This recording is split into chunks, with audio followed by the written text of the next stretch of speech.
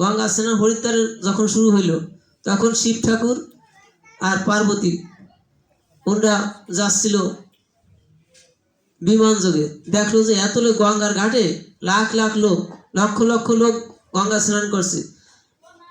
পার্বতী বললো কি, বলে একটা মহাযোগ শুরু হয়েছে, এতে স্নান করলে সমস্ত পাপ চলে যাবে, সমস্ত ভক্তরা কোথায় বৈকুণ্ঠে চলে যাবে।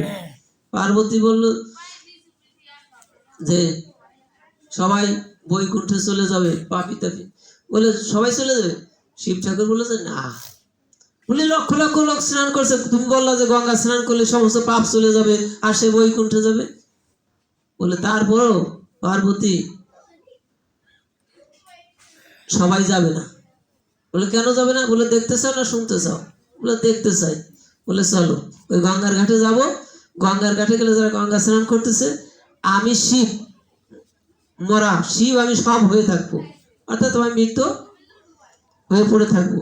তুমি বলবা যে আমার স্বামী মারা গেছে, আমার স্বামীর সৎকার করার লোক পাচ্ছি না। তা সৎকার করার লোক যখন আসবে তখন তাদের একটা শর্ত দেবা, যে যদি ওই স্নান করে আসবা, আসার পরে তোমার গায়ে যার পাপ আছে সে আমার স্বামীর সবকে স্পর্শ করবো না, আর যে পাপ মুক্ত হয়েছে সে আমার স্বামীর সৎকার করতে পারবে। এখন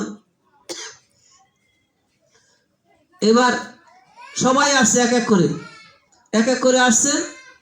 ওই একই জিজ্ঞেস করে যে কি হয়েছে? বলে আমার স্বামী মারা গেছে, কিন্তু তার সৎকার করব, আমি তো একা পারছি না, একটু সহযোগিতা করবে।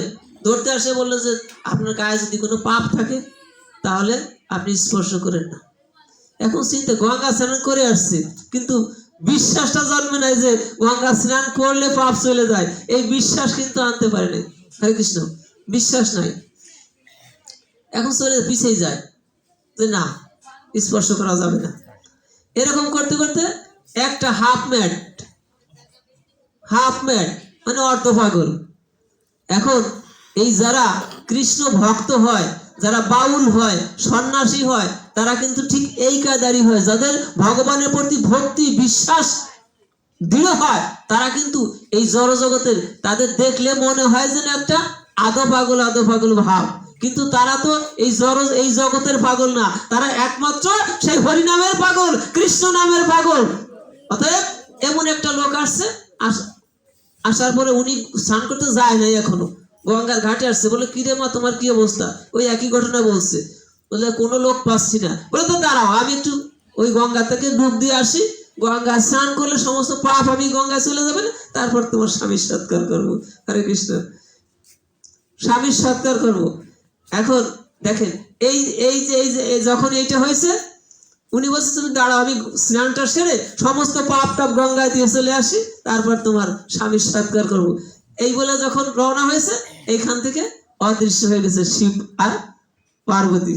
হরে কৃষ্ণ, শিব আর পার্বতী। বলে দেখো, এই যে এত লোক, লক্ষ লক্ষ লোক গঙ্গা স্নান করছে, ভক্তি এবং বিশ্বাস ওই একজনের আছে। হরে কৃষ্ণ, কোটিতে গুটি, এই লক্ষ লক্ষ মানুষের মধ্যে একজন পাপ মুক্ত হলো, যে তার ভক্তি বিশ্বাস আছে।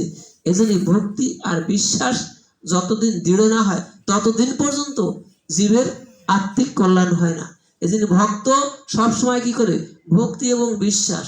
ভক্তরা ভগবানকে দেখে, অভক্ত সম্মুখে ভগবান থাকলেও ভগবানকে দেখে না। দেখেনি কি, সম্মুখে ভগবান থাকার পরেও অভক্ত কখনো ভগবানকে দেখে না। তার কারণ কি? কৃষ্ণ ভগবান লীলায় আসলেন, অক্রুর দেখলেন, পঞ্চ পাণ্ডব কৃষ্ণ ভগবানের চরণে আশ্রয় নিয়ে উদ্ধার হয়ে গেলেন, এই কুরুক্ষেত্রের মাঠ জয় করে ফেললেন।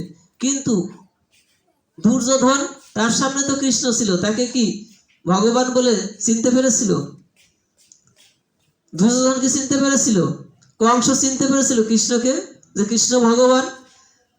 এজন্য বললো, দেখিয়া না দেখে যত অভক্তের গান, উল্লোকে না দেখে যেন সূর্যের কিরণ। উল্লুক শব্দ তো পেশা। হরে কৃষ্ণ, উল্লুক শব্দ তো পেশা। পেশায় কিন্তু দেখেন, সূর্য ওঠার সঙ্গে সঙ্গে পেশার চোখ বন্ধ হয়ে যায়। কারণ কি? ওরা সূর্যের কিরণটা, সূর্যের আলো ওরা সহ্য করতে পারে না। এজন্য বলছে উল্লুকে না দেখে যেন সূর্যের কিরণ।